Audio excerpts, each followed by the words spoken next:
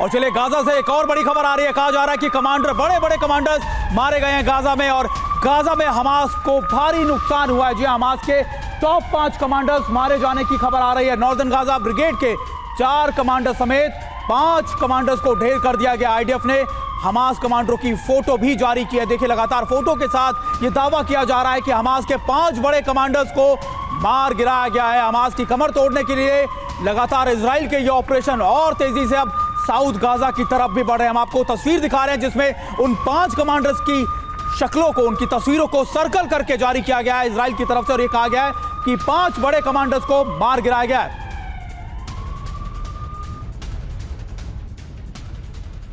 और देखिए लगातार हम आपको दिखा रहे हैं कि कौन कौन है वो 5 बड़े चेहरे। अगर आप देखें इस तस्वीर को इजराइल की तरफ से जारी किया है करुणा, और देखिए 5 वो कमांडर्स थे जो नॉर्दर्न ब्रिगेड के कमांडर्स बताए जा रहे हैं, जो नॉर्दर्न गाजा था उसमें सबसे ज्यादा एक्टिव थे।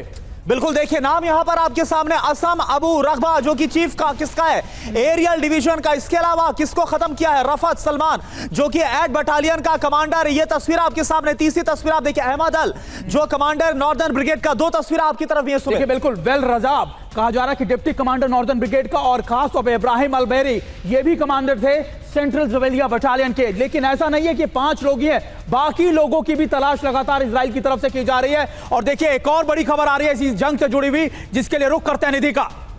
और एक और बड़ी खबर आ रही है, अभी अभी गाजा से बहुत बड़ी खबर आ रही है। गाजा में युद्ध का 3रा चरण शुरू हो चुका है। दक्षिण गाजा में आईडीएफ को ऑपरेशन तेज हो गया है। आईडीएफ चीफ हरजी हलेवी का दावा सामने आया है, हमास के कई कमांडर लड़ाकों का खात्मा होगा। हलेवी का कहना है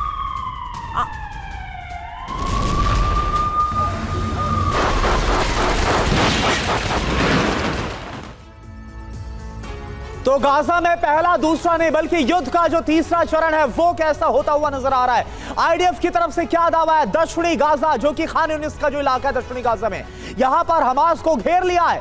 युद्ध विराम के बाद नई रणनीति से हमला किया जा रहा है, खुद को और भी ज्यादा रीग्रुप कर लिया गया, स्ट्रेंथन कर लिया गया। जमीन आसमान समंदर से हमलों को अंजाम दिया जा रहा है। यहाँ कई हमास ठिकानों पर कब्जा हो चुका है, यह भी कहा जा रहा है। और देखिए हमले से पहले फिलिस्तीनियों को हटाया गया। वेस्ट बैंक में 1200 से ज्यादा लड़ाके गिरफ्तार किए गए, ये लगातार कहा जा रहा है आईडीएफ चीफ की तरफ से। और ये इसके मायने क्या निकलते हैं ये भी आप समझ लीजिए। हमास पर और विध्वंसक हमले होंगे, यानी साउथ गाजा में जाने के साथ साथ और विध्वंसक हमले किए जाएंगे। हमास के टॉप कमांडर्स को निशाना बनाया जाए। 5 तस्वीरें मैं आपको दिखाई थी 5 लोगों की, जिसमें आपने बताया था कि कैसे बड़े कमांडर्स को मारा जा रहा है। इसके अलावा इस्माइल हानिया और सिनवार की घेराबंदी भी कर ली गई है। बंधकों की रिहाई के लिए ऑपरेशन लगातार जारी है। इसके लिए हमारे सहयोगी मनीष का भी रुख कर लेते हैं। मनीष, आप तो इस इलाके में रहे हैं, रिपोर्ट किया है अभी, क्योंकि 3rd फेज के ऑपरेशन की हम बात कर रहे हैं, क्या कुछ स्ट्रैटेजीज आप ऑब्जर्व कर पा रहे हैं इजराइल की तरफ से?